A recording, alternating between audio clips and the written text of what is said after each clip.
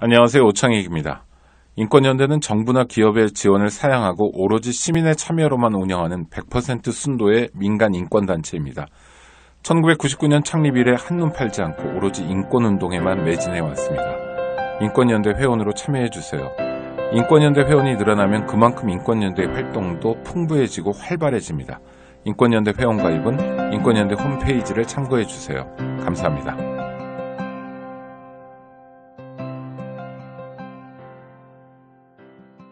오늘은 인권연대에서 활동하고 계시는 인권운동가 오창익 사무국장님 모시고요. 인권이란 무엇인지, 이 시대의 종교는 어떤 역할을 해야 하는지 이야기 나눠보는 시간 준비했습니다.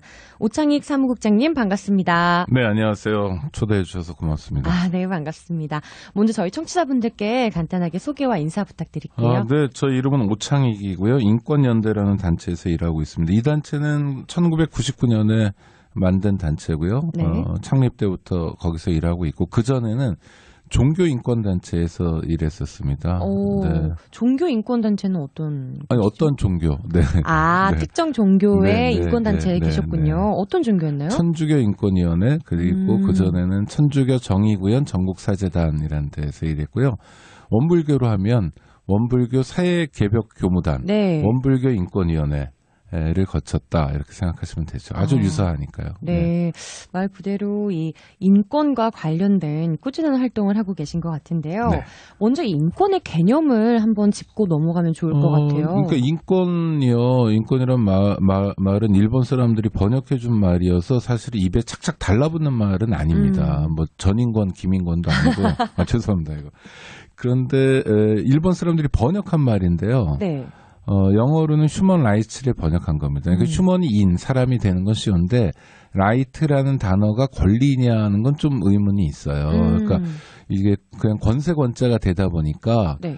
막 파워 같은 느낌이잖아요. 갑질, 뭐 권력 이런 느낌이거든요. 근데 영어로 라이트라는 단어는 맞는, 옳은, 당연한, 마땅한, 바른 뭐 이런 뜻을 가지고 있습니다. 네. 그러니까 바르니까 정의롭기도 하고 인권은 사람의 권리이긴 한데 그냥 사람의 권리가 아니라 사람이 그런 권리를 누리는 게 당연하다, 옳다, 맞다, 마땅하다. 사람이 당연히 누릴 권리, 사람이 그런 권리를 누리는 게 당연히 누리는 게 맞다. 네, 이런 뉘앙스를 가지고 있습니다. 근데 한자어에서는 그게 잘 드러나지 않아요. 이를테면 남을 해칠 권리, 남을 괴롭힐 권리 이런 거 없잖아요. 네. 어떤 광신도가 뭐 회부를 할 권리 이런 게 있습니까? 없죠. 우상이라고 자기 마음대로 얘기해놓고 막 파괴할 권리 이런 거 없거든요.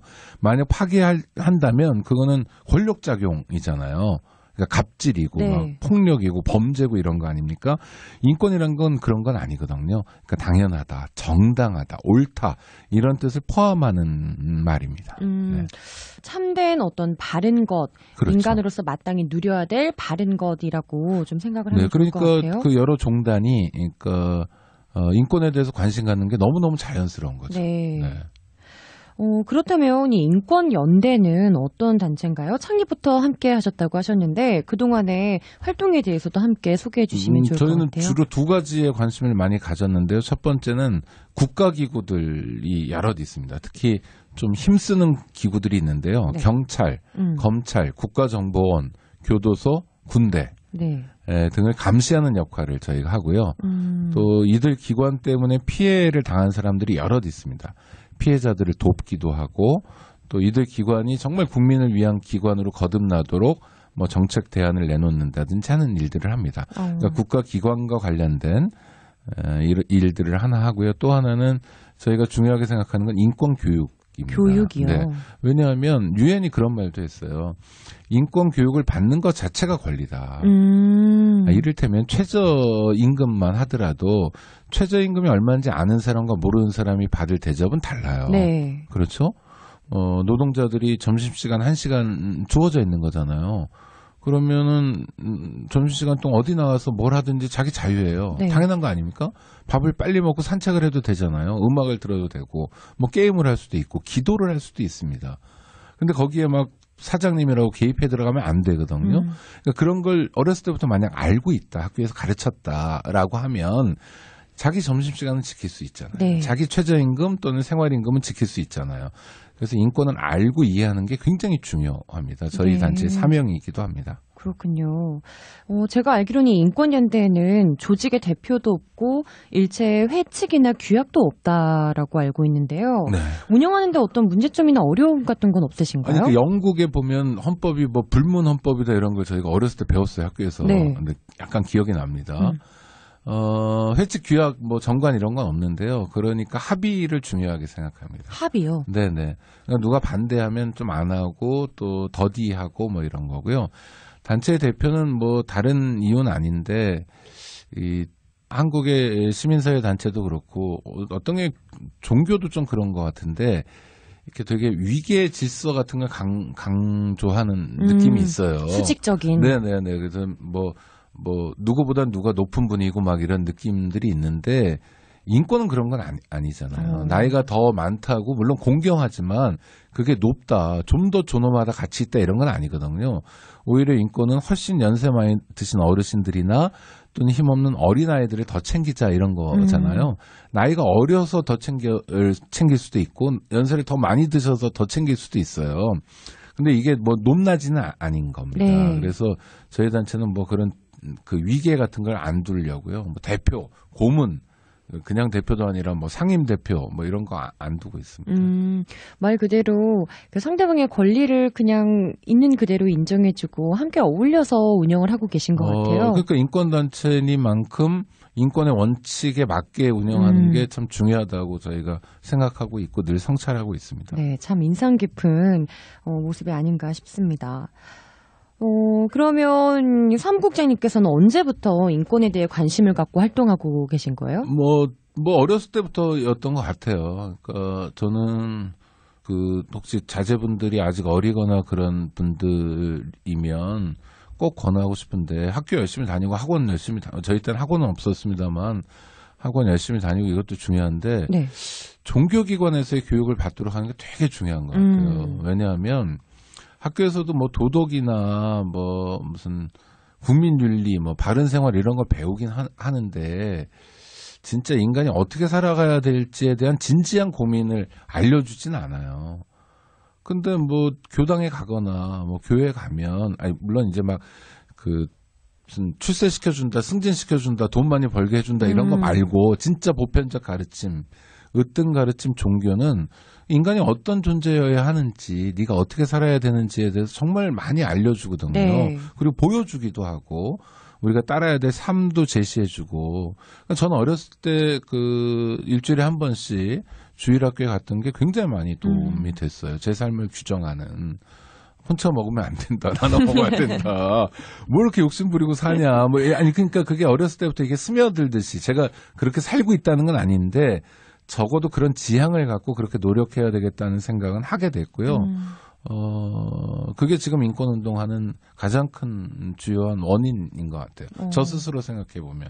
그러시군요. 네. 그래서 저 자제분들 있는 부모님들한테 꼭 부탁드리고 싶은 게 애들 보내라 교당에. 네. 이렇게 진짜 그래서 뭐 일주일에 한두 시간만 시간 내면 되니까 훨씬 풍성한 걸 배우게 될 거고. 뭐 가족도 아주 더 행복해질 수 있는 애들이 행복하면 가족이 행복하잖아요. 그렇죠. 네. 네. 종교 교육을 꼭 받게 해야 된다. 네. 뭐 이런 주장입니다. 어떤 종교를 떠나서 그 종교에서 근본적으로 가르치고자 하는 그 가르침을 얻는 것이 참 중요한 거네요. 얼마나 좋아요. 잘 살라는 거잖아요. 네. 진짜 잘 사는 게 뭔지 한번 생각해봐. 우리 같이 기도해보자 이런 거잖아요. 네. 이게 일반 사회는 없어요. 그냥 돈 많으면 최고고 막 이런 가치밖에 없잖아요. 아주 천박한 자본주의, 가치라고 얘기할 수 없는. 그런데 진짜 제대로 된 옳은 말씀을 들을 기회를 가급적 부모는 줘야 되죠. 이건 저는 착무라고 생각해요. 부모 된 사람들이 마땅히 해야 될 일. 저도 아직은 자식은 없지만 네. 나중에 이제 자식이 생긴다면 네, 어렸을 때부터 이런 어떤 종교의 가르침을 함께 나누는 것은 참 중요하다는 생각이 듭니다. 그 종교 청소년 뭐 어린이 종교 교육을 다 전문적으로 하시기 때문에 뭐 그냥 일방적으로 가르치는 것만이 아니라 막 놀이동산도 가고 아주 싸고 저렴하게 그렇죠? 그러니까 되게 하여튼 되게 좋아요. 저는 되게 저 자신이 좋았고 네. 지금도 제가 살아가는데 어려움을 많이 겪기도 하겠죠. 저에게 큰 자양분이 되는 것 같아요. 네. 이제 그렇게 종교기관에 나가게 되신 것을 계기로 이렇게 인권에 대해서 꾸준하게 관심을 갖고 계시는데 현재는 또 경향신문의 오창익의 인권수첩이라는 칼럼을 쓰고 계시네요. 네. 네, 어떤 계기로 이거는 하게 되신 건가요? 뭐 특별한 계기는 없고 내 신문사에서 한번 써보라고 그래서 쓰는 건데요. 그러니까 이제 대통령이 탄핵당하고 이런 굉장히 중요한 변화도 있지만 그건 다 관심 갖고 있잖아요. 어떻게 될까? 뭐 7대1이냐, 8대2, 뭐 0이냐, 뭐 이런 거. 네. 그 광화문 뭐 이런 것도 되게 중요해요. 그런데 그거 말고 작지만 구체적인 사안들이 있습니다. 그러니까 저는 인권운동이 고통과의 연대라고 생각하거든요. 이를테면 교도소에 갇혀 있는 사람들의 문제도 그럴 수 있는 거고요. 또 저희가 관심 갖는 게 지금 벌금 있잖아요. 네. 뭐 가벼운 범죄를 저지르면 벌금을 선고받는데 벌금을 내지 못하면 교도소에 갑니다. 네, 벌금형을 줬는데 벌금을 못 내면 교도소에 네. 가게 되죠. 그래서 100만 원, 200만 원 때문에 교도소 가는 사람이 너무 많은데요. 네. 1년에 한 5만 명쯤 돼요. 되게 비참한 일이거든요. 근데 벌금 100만 원이 없어서 교도소에 가는 사람들은 사회적으로 발언권이 없는 사람들이에요. 근데 우리가 이게 살림이란 게 그렇잖아요. 돈이 없을 땐 정말 없어요. 맞아요. 그리고 가난해지면 주변 관계도 좀 단절되는 경우가 많습니다. 네. 정말로 100만 원 못 구는 경우가 있는데 그래 벌을 받았으니 뭐 벌금을 안 내면 교도소에 가야지가 맞겠지만 사람에 따라서는 절대 교도소에 가면 안 되는 사람들이 있어요. 네, 어떤 네. 사람들이냐면 한부모 가정의 엄마들입니다. 애들이 어려요. 근데 그 엄마가 교도소에 가면요. 감당할 수 없는 사태가 되는 거. 애들 누가 봐줘요? 봐주는 시스템 없거든요. 그런 문제들. 그럼 그 100만 원, 200만 원을 구하지 못해서 교도소에 가는 그 엄마 입장으로 보면 완전히 절벽이잖아요. 막 낭떠러지에 서 있는 느낌이잖아요. 그러나 사회적으로 그 문제를 조명해 주진 않아요. 뭐 대통령 이런 분은 막 표정도 보여주고 막 힘내세요 이렇게 팬들도 많지만 그냥 보통 사람들은 그렇지 않잖아요. 그러니까 저는 인권 운동을 하는 입장에서 그런 분들을 그래도 비교적 많이 만날 수 있거든요. 네네. 그분들 얘기를 사회적으로 같이 나누고 싶어서 이제 칼럼도 쓰고 이렇게 원음 방송에도 출연하고 있습니다. 그럼 정말 이렇게 뭐 최근에 교도소도 직접 가보시고 네. 이런 좀 어려움에 처하신 분들을 만나게 되면 그분들과 직접 이야기하셨던 것을 칼럼에 이제 나누고 계신가 봐요? 주로 그러려고 하고 있습니다. 네. 사실 이렇게 인간의 권리, 인간의 존엄성을 지키고자 하는 것은 종교에서 가장 중요시하는 가치와도 맞닿아 있는데요. 오창익 사무국장님께서는 이 종교와 인권의 관계를 어떻게 보고 계시나요? 인권이란 개념이 사실은 굉장히 종교적인 개념이에요. 인권이 뭐냐에 대한 인류의 보편적인 기준은 네. 1948년 12월 12일에 제정되고 공포된 세계 인권선언이라는 문건이 있습니다. 지금 우리 1년 365일 중에 달력에 인권이란 말이 들어가는 유일한 날이 12월 10일이에요. 네. 인권의 날 또는 세계인권선언 기념일로 들어가고 있습니다. 세계인권선언문이 대한민국 헌법에도 영향을 미쳤어요. 대한민국 헌법은 48년 7월에 만들어졌지만 세계인권선언 한 3년 동안 작업을 하거든요. 네.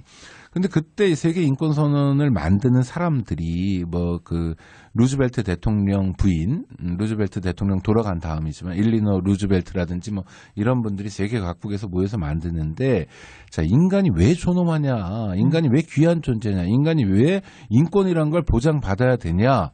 라는 질문에 대한 답은 종교에서밖에 못 찾는 거예요. 경전을 봐라. 정말 진리의 가르침들을 들어라. 그러니까 불교적 전통, 기독교적 전통, 뭐 기독교 뭐 또 무슬림 다 비슷하니까요. 이런 전통들이 세계 인권 선언에 굉장히 녹아듭니다. 네. 그리고 당시에 생존해 계셨던 그 마하트마 간디라든지 이분은 힌디죠. 이런 분들을 직접 만나서 가르침들을 받은 걸 집대성한 거예요. 그러니까 그냥 시장에는 그러니까 돈 넣고 돈 먹는데 이런 데는 인간이 왜 중요한지에 대한 가르침이 전혀 없어요. 그렇죠? 거기 그냥 돈만 있는 거잖아요. 네.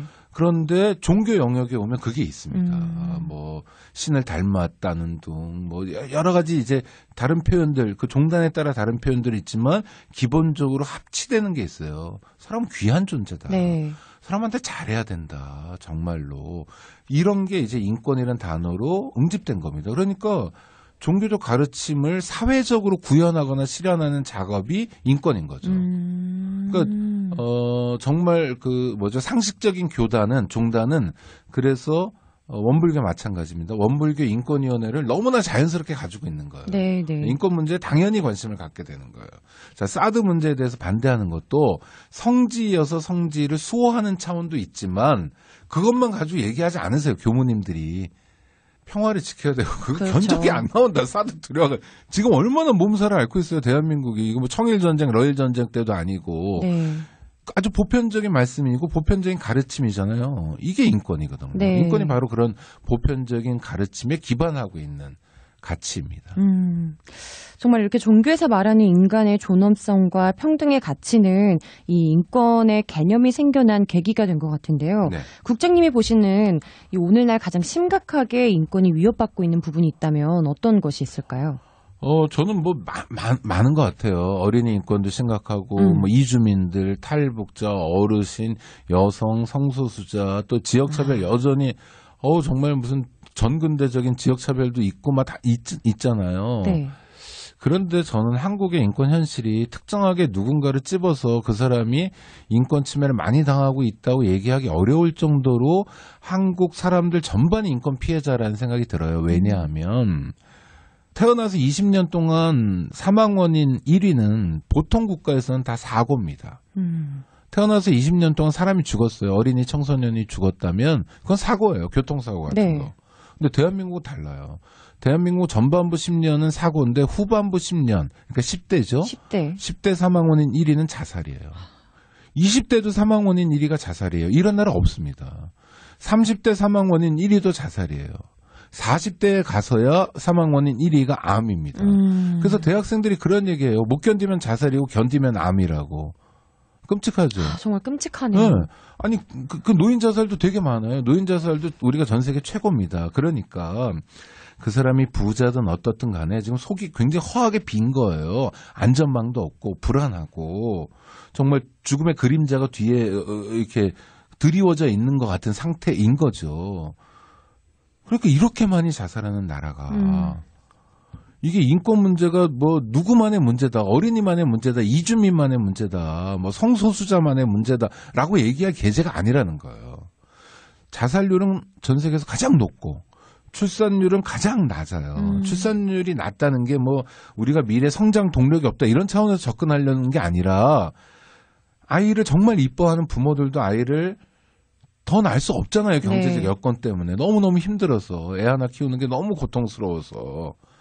그러니까 한국 사람들 아주 뭐 소수의 재벌들은 어떤지 모르겠지만 대다수가 너무 힘들게 살아요.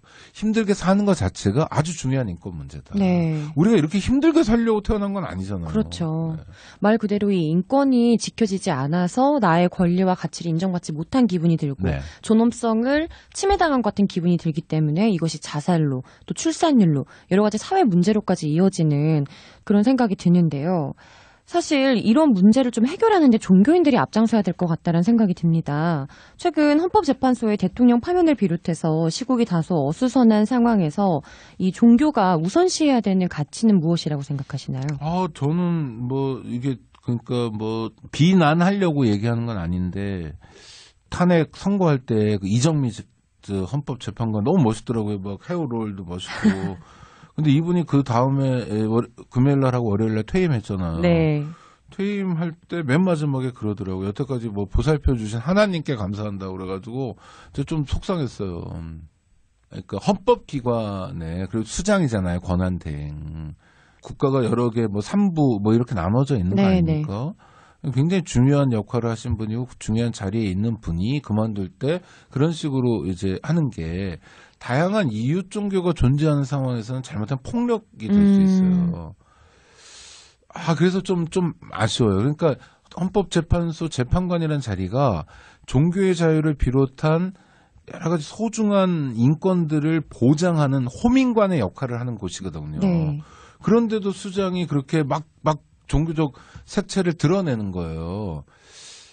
이게 하나님 다루고 또 뭐 다루고 다 달라요. 아니 그게 뭐냐면 그렇게 얘기했을 때 듣는 사람들의 느낌이나 어떤 사람은 상처받을 수도 있고 어떤 사람은 소외받거나 배제될 수도 있는 겁니다. 그럼 조심해야 돼요.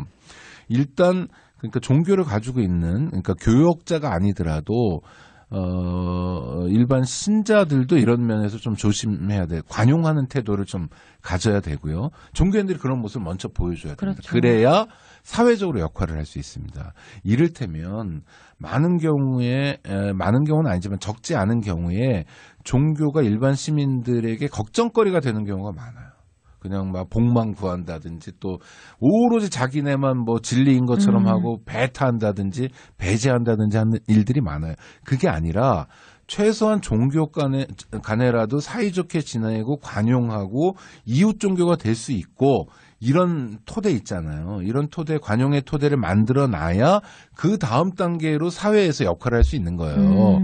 그러니까 사람들을 죽어가지 않게 만들 수 있는 아주 원천적으로 중요한 힘이 종교에 있습니다. 네. 근데 그 힘을 못 쓰고 있는 거예요. 지금 엉뚱한 일을 하느라고요. 자기네 성장, 부흥 이런 것만 생각하느라고. 그래서 좀 답답합니다. 종교가 해줘야 될 역할이 되게 많아요. 죽어가는 사람들 손 잡아줘야 돼요. 잠깐 한 번만 더 생각하자. 괜찮아. 살 수 있어. 한번 이거 읽어볼래? 이거 우리 얘기해볼까? 이런 역할을 많은 분들이 해주셔야 돼요. 그렇지 않습니까? 네. 정말 죽고 싶은 사람들에게 생명을 주셔야 돼요. 그런데 종교 내부의 문제 때문에 아직 못 그러고 있는 경우도 많아서 아쉽다는 생각이 듭니다. 네. 정말 이럴 때일수록 우리 종교가 이 인권의 가치에 대해서 다시 한번 돌아보고 그 가치를 생각해 봐야 하는 때가 아닌가 싶습니다. 자, 끝으로 둥근 소리 둥근 이야기 청취자분들께 하시고 싶으신 말씀이나 전하고 싶으신 메시지가 있다면 한 말씀 부탁드리겠습니다. 인권 문제라는 게 특정한 사람들, 굉장히 힘든 사람들, 뭐 교도소에 갇힌 사람들만의 문제가 아닙니다. 경쟁이 굉장히 치열한 상황에서는 우리 어린이 청소년 모두의 문제이기도 해요. 노동시간이 가장 긴 대한민국에서는 노동자 전부의 문제이기도 합니다. 그러니까 인권 문제는 곧 나의 문제, 우리의 문제라고 인권 문제를 들여다보기 시작할 때 해결할 실마리도 찾아낼 수 있습니다. 네. 정산종사님께서도 이 남의 정당한 의견과 권리를 침해하고 구속하지 않는 데에서 우리의 진정한 자유와 권리가 나온다라고 말씀해 주셨거든요. 네, 말 그대로 인권이 멀리는 것이 아니라 이 정당한 것을 인정해 주는 것, 네. 거기서 시작하지 않을까 이런 생각이 듭니다. 자, 오늘은 인권연대에서 활동하고 계시는 인권운동가 오창익 사무국장님 모시고요. 인권이란 무엇인지, 이 시대의 종교는 어떤 역할을 해야 하는지에 대해서 이야기 나눠봤습니다. 사무국장님 오늘 좋은 말씀 감사합니다. 네, 고맙습니다. 안녕하세요. 장발장은행의 대표를 맡고 있는 홍세화입니다. 200만 원, 300만 원 벌금을 내지 못해 감옥에 갇히는 분이 매년 4만 명이 넘습니다. 장발장은행은 이분들에게 무이자 무담보로 대출을 해주고 있습니다. 장발장은행을 후원해 주시기 바랍니다. 실로 모든 게 엉망으로 치닫는 듯한 세상입니다마는 스스로 아름다워지는 데에 경연쩍어 하지 않기를 바랍니다. 고맙습니다.